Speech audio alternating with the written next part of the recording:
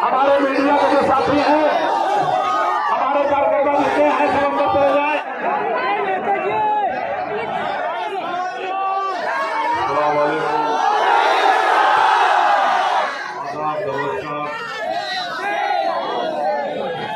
मंच पर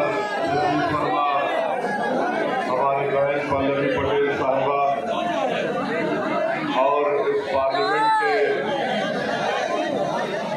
अपना दल पार्टी के कैंडिडेट नरेंद्र साहब, जिनका सिंबल एनवलप है, क्योंकि 8 बजे हमको इस जलसे को, जनसभा को खत्म करना है। मैं सिर्फ चंद मिनट आपके दरमियान में खड़े होकर आपसे अपील करने आया हूँ कि आप लोग अपना एक वोट हमारी बहन पल्लवी पटेल साहिबा ने जो पीडीएम बनाई है, एनवलप का निशान है, आप उस पर बटन दबाइए। और जो हमें कोशिश कर रहे हैं उत्तर प्रदेश में पिछड़ा, दलित और मुसलमानों को सामाजिक न्याय दिलाने के लिए, उनको सियासी तौर पर उनका हक दिलाने के लिए एक हिस्सेदारी में नहीं करेंगे, कोई सामाजिक न्याय आपको मिलने वाला नहीं है, कोई इंसाफ आपसे नहीं मिलने वाला है। अहम बात यह है कि हमको तीसरी मर्तबा भारत का प्रधानमंत्री नरेंद्र मोदी को बनने से रोकना है। वो दिन ब दिन अनाप शनाप और झूठ बक रहे हैं और आप देख रहे हैं कि कैसे एक समुदाय को घुसपैठी कह रहे हैं। कभी ये कह रहे हैं कि उनके महिला ज्यादा बच्चे पैदा करते हैं, तो कभी खौफ दिलाने की सियासत कर रहे हैं और कह रहे हैं कि किसी के गले का उतरा हुआ मंगलसूत्र मुसलमानों को दिया जाएगा। तो आपसे हमारी अपील है कि आप मुत्तहिदा तौर पर अपने वोट का इस्तेमाल करिए। और हमने टीवी चैनल पर देखा कि भारत के प्रधानमंत्री ने इतनी बड़ी झूठ कह दी ना बनाइए हम बोले हैं, आपको बोले तो ठीक है। अभी हमको थोड़ा वक्त मिला है 10-15 मिनट का, तो ज्यादा आपके सामने बोल पाएंगे।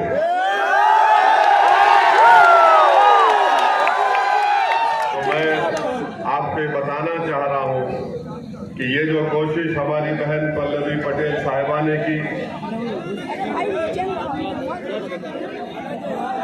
जो ये कोशिश की है, हमने पार्लियामेंट के कॉन्स्टिट्यूएंसीज में हमारे उम्मीदवारों को उतारा है। मेरी आपसे फिर से अपील है कि हमको पल्लवी पटेल साहिबा को, उनके उम्मीदवारों को, उनके कैंडिडेट को कामयाब करना है, बीजेपी को शिकस्त देना है। और दूसरी तरफ हम देख रहे हैं कि समाजवादी पार्टी है, इंडिया अलायंस है। आज आपको हम बताना चाह रहे हैं कि 80 लोकसभा के सीटों में समाजवादी पार्टी ने 4 मुसलमानों को टिकट दिया है और अपने परिवार से 8 लोगों को उन्होंने इलेक्शन लड़ने का मौका दिया है। अब आप बताइए कि सैफई का ये परिवार अगर 8 लोगों को अपना उम्मीदवार बनाता है और बात करते हैं अखिलेश पीडीए की, और और ए का मतलब कभी कहते हैं आधी आबादी तो कभी कुछ और कहते हैं। आपने 2014 में समाजवादी पार्टी को बहुत वोट दिया, तब भी वो बीजेपी को रोक नहीं सके। आपने 2017 में समाजवादी पार्टी को वोट दिया, तब भी वो बीजेपी को नहीं रोक सके। 19 का पार्लियामेंट का चुनाव आया, आप उनको नहीं रोक पाए। 22 के विधानसभा के चुनाव में आपने हमको वोट नहीं देकर उनको वोट दिया, समाजवादी को, ये समझ कर के वो बीजेपी को रोक पाएंगे, वो नहीं रोक पाए। आज फिर आपके दरमियान में आ रहे और कह रहे हैं कि हमको वोट दे दो, हम बीजेपी को रोक पाएंगे। मैं आपसे जिम्मेदारी के साथ कह रहा हूं कि अखिलेश यादव की बस की बात नहीं है बीजेपी को रोकना। अगर कोई बीजेपी को रोक सकता है तो ये जो पीडीएम बना है, जिसमें पिछड़ा, दलित और मुसलमान है, ये बीजेपी को और संघ परिवार को रोक सकते हैं उत्तर प्रदेश और पूरे देश में। कि आप अपने वोट का नुकसान मत करिए। हम आपसे वादा भी कर रहे हैं कि इंशाअल्लाह ताला ये हमारा जो पीडीएम बना है, हम अपनी बहन के साथ सिर्फ इस पार्लियामेंट के चुनाव की हद तक नहीं रहेगा, बल्कि उत्तर प्रदेश में इसको और लेकर आके जाएंगे।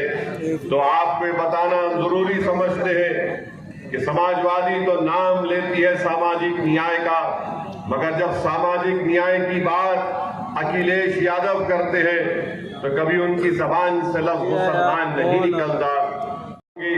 और उन्होंने कहा कि पीडीएम में एम का मतलब मुसलमान होगा। और आज आप देखते हैं कि जिस बेबाकी के साथ वो इस काज को लेकर आगे बढ़ रही हैं, हम भी उनके साथ खड़े हैं। और हमारी भी कोशिश ये है कि उत्तर प्रदेश में सही मानों में पिछड़ों को उनका हिस्सा मिले, दलितों को उनका हिस्सा मिले, मुसलमानों को उनका जायज मुकाम मिले। आज उत्तर प्रदेश हो या हमारा वतन अजीज भारत हो, लफ्ज मुसलमान जब आ जाता है सब लोग पीछे हट जाते हैं। बताइए, अगर भारत की जमहूरियत को मजबूत करना है तो यहाँ पर पिछड़े समाज को, हर एक को उनका हक मिलना चाहिए। मगर हम देख रहे हैं कि लोग धोखा खा जाते हैं समाजवादी पार्टी के दिल फरेब बातों को सुनकर।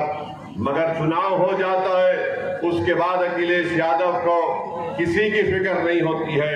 मेरी आपसे गुजारिश है, ये पार्लियामेंट का चुनाव भारत की तारीख का एक बहुत अहम और बड़ा ही नाजुक पार्लियामेंट का चुनाव है। आप अपने के वोट का सही इस्तेमाल करिए। और आपके सामने हमारे भाई नरेंद्र सरोज है, ये कैंडिडेट है, इनका इंतखाबी निशान सिंबल एनवलप है। आप उनका वोट, अपना वोट इस्तेमाल करिए, उनको कामयाब करिए। दूसरी जानिब बीजेपी है। 10 साल से नरेंद्र मोदी ने भारत के युवाओं को, नौजवानों को बेरोजगारी उनका मुकद्दर बनाकर रख दिया। आज रोजगार नहीं दे पाते हैं और नरेंद्र मोदी के पास इसका कोई जवाब नहीं है। महंगाई आसमान को छू रही है।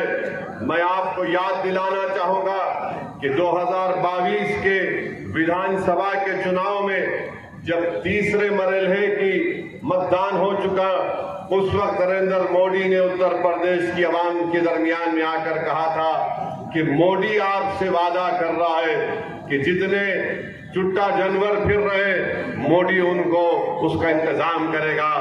बताइए, आज उत्तर प्रदेश में सबसे बड़ा मसला ये तमाम के तमाम जो जानवर जो रोडों पर फिरते हैं, किसानों की खेत खा लेते हैं, और जब वो गरीब किसान जाकर उनसे पूछता है कि भैया हमारे खेत को नुकसान हो गया, तो गवर्नमेंट की तरफ से कहा जाता है बाबा और योगी ने आपको 500 रुपए का इनाम दिया है, ये 500 रुपए रख लीजिए। आप बताइए, रात में खेत में जानवर घुस जाते हैं, जिसका वादा नरेंद्र मोदी ने किया। नरेंद्र मोदी ने विधानसभा के चुनाव में कहा था कि मोदी आपको वादा कर रहा है। आज भारत भारत के प्रधानमंत्री तो आराम से दिल्ली में अपने महल में आराम कर रहे हैं, मगर उत्तर प्रदेश का गरीब और किसान परेशान है इन जुट्टा जानवरों से। इसका कोई पुख्ताने हाल नहीं है।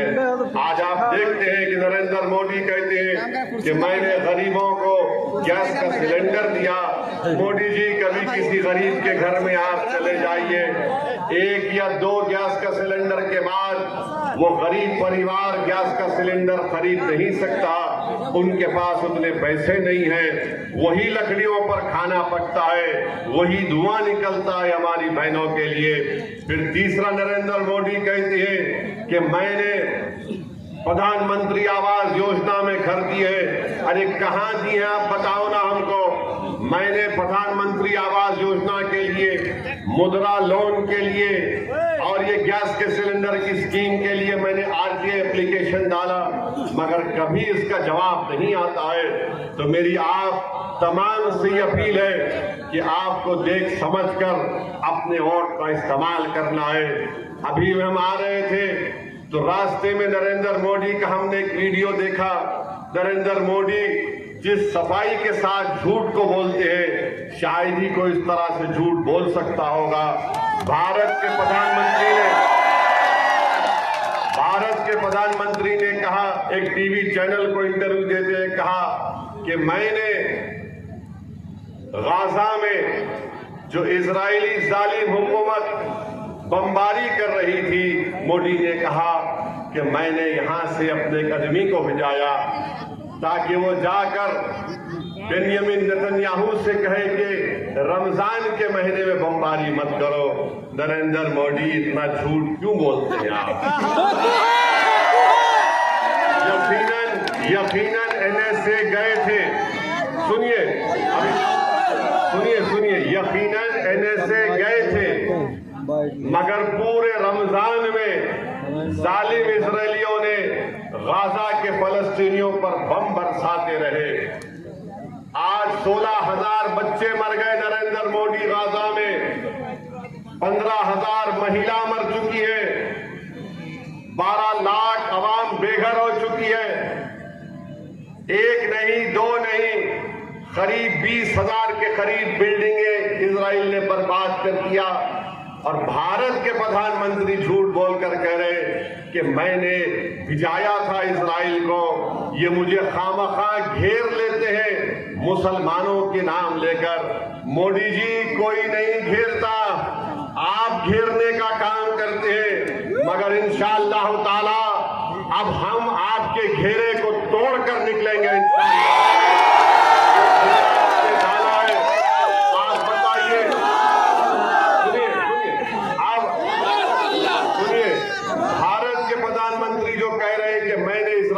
कहा कि रमजान में बमबारी मत करो। आज स्पेन में एक भारत की कश्ती जिसमें 27 टन का हथियार था, असला था, एक्सप्लोजिव थे, उसको स्पेन की हुकूमत ने कहा कि तुम स्पेन में आकर कश्ती को अंदर नहीं ला सकते।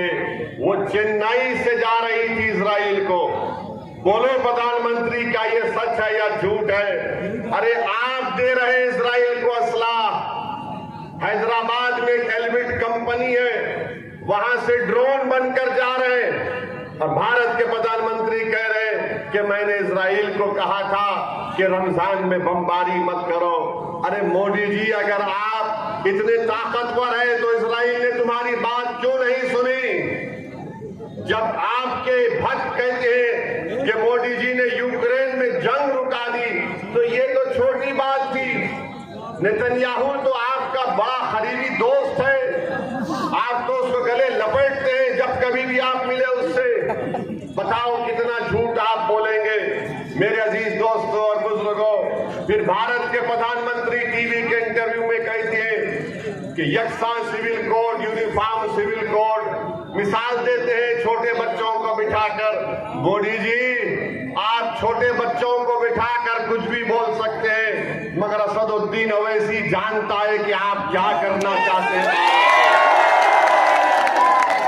यूनिफॉर्म सिविल कोड की बात नरेंद्र मोदी करेंगे और उत्तर प्रदेश में धर्म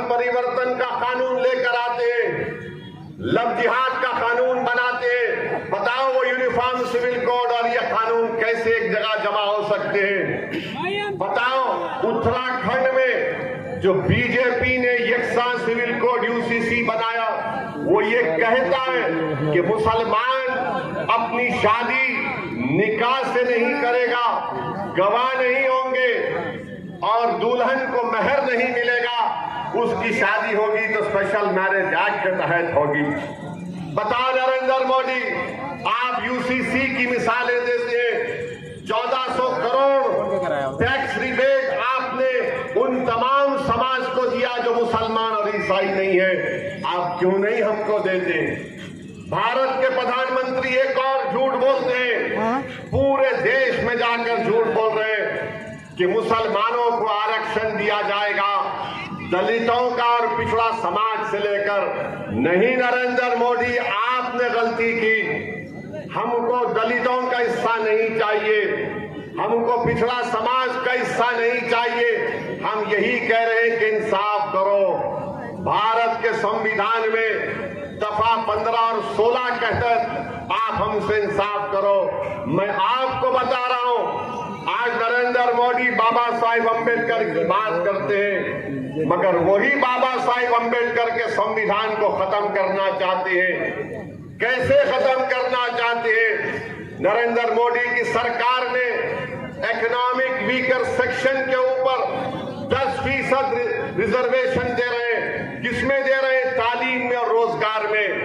अब ये 10% में न दलित जा सकता है, इस 10% में न अदर बैकवर्ड क्लास के पिछड़ा लोग जा सकते हैं, और ये 10% सिर्फ अपर कास्ट लोगों के लिए मोदी ने किया। बताओ नरेंद्र मोदी, जो आबादी का 80% हिस्सा है, आप उनसे कह रहे हैं कि तुम 27% या 50% में अपना खेल खेलो, और जो इस देश के 10% हिस्सा है, 20% हिस्सा है, नरेंद्र मोदी उनको 10% हिस्सा दे रहे हैं। बोलो मोदी, किसका रिजर्वेशन आप छीन रहे हैं? आप दलितों का हिस्सा मार रहे हैं, बैकवर्ड क्लास का हिस्सा मोदी मार कर देना चाहते हैं। और याद रखिए, ये 400 पार की बात जो बीजेपी कर रही है, वो संविधान को बदल देंगे। अगर आपको मेरी बात का यकीन नहीं है तो जाकर मेरी भाषण के बाद इंटरनेट पर देख लो, आसाम का मुख्यमंत्री क्या कह रहा है। आसाम का मुख्यमंत्री कह रहा है कि 400 दे दो, हम काशी मथुरा भी छीन लेंगे, हम पाकिस्तान से पीओके ले लेंगे। मोदी जी, 10 साल से आप क्या कर रहे थे? 10 साल से आप पीओके ले रहे थे, मगर आपने पीओके नहीं लिया, तो मालूम हुआ 10 साल से नरेंद्र मोदी सिर्फ चाय पी रहे थे और सो रहे थे। अब चुनाव आ गया तो मोदी कह रहे हैं कि पीओके ले लेंगे। मोदी जी, पीओके ले लीजिए ना। भारत की संसद में हमारे बुजुर्गों ने एक रेजोल्यूशन पास किया था कि वो भारत का हिस्सा है। अरे आप 10 साल से क्या कर रहे हैं? मगर आप भाजपा के लोगों से पूछो तो बोलेंगे पीओके ले लेंगे। जब उनसे पूछो चीन का क्या करोगे, चीन भारत की 2000 स्क्वायर किलोमीटर जमीन पर कब्जा करके बैठा है, तो नरेंद्र मोदी और बीजेपी के लोग सन्नाटे में आ जाते हैं। भारत के प्रधानमंत्री मोदी कहते हैं कि मैंने जिंदगी में कभी हिंदू मुस्लिम नहीं किया। आपको यकीन है? मोदी जी कह रहे हैं कि मैंने कभी नहीं किया। मोदी जी, ये कब्रिस्तान शमशान का मैंने कहा था, 80-20 मैंने कहा था। कपड़े देखकर पहचानो, किसने कहा था? मेरे भाई, आज भारत के प्रधानमंत्री कहते हैं कि हम मुस्लिम महिलाएं ज्यादा बच्चे पैदा करती हैं। झूठ है, घुसपैठी कहते हैं। अब फिर देश के प्रधानमंत्री हैं, 133 करोड़ जनता के प्रधानमंत्री हैं, मगर मोदी कहती है कि 15% लोगों को ज्यादा दे दिया जाएगा। अरे मोदी जी, आपको इतनी नफरत क्यों है? इतनी नफरत क्यों है आपको? ये देश, भारत जो हमारा देश है, मेरे मरने के बाद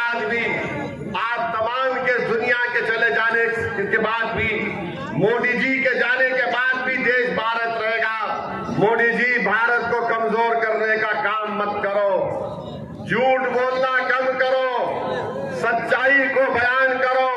अगर सच्चाई को नहीं बोल सकते मोदी जी, तो कम से कम झूठ को तो आम मत करो, नफरत को आम मत करो। आप कब तक पिछड़ा, दलित और मुसलमान को आप इस तरह से नफरत फैलाते रहेंगे उनके बारे में? जब कभी भी आप देख रहे हैं भारत के प्रधानमंत्री का भाषण होता है, अमित शाह कहते हैं कि ईद मनाएंगे मगर दूसरी जगह नहीं जाएंगे। अरे आखिर क्यों? आप 10 साल में आपने कितने नौकरी दिए बताओ? बताओ तुमने कितने गरीबों के घर में चूल्हा जलाया? बताओ तुमने महंगाई कितनी कम की? 400 पार बोलते हैं, आज पेट्रोल 100 पार हो चुका है। मोदी को अमित शाह की कोई फिक्र नहीं है। ये एक बात आप सुन लो उनकी कि इनके पास दिखाने को कुछ है ही नहीं, कुछ नहीं है दिखाने को, मगर सिर्फ नफरत फैलाना इनका काम है। मगर याद रखिए, अगर पिछड़ा, दलित और मुसलमान को इंसाफ अगर मिलेगा तो पीडीएम के जरिए से मिलेगा। हमारी बहन पल्लवी पटेल साहिबा ने एक बहुत बड़ा बोझ उठाया है। हम आपसे अपील करने आए हैं कि आप उनका साथ दीजिए।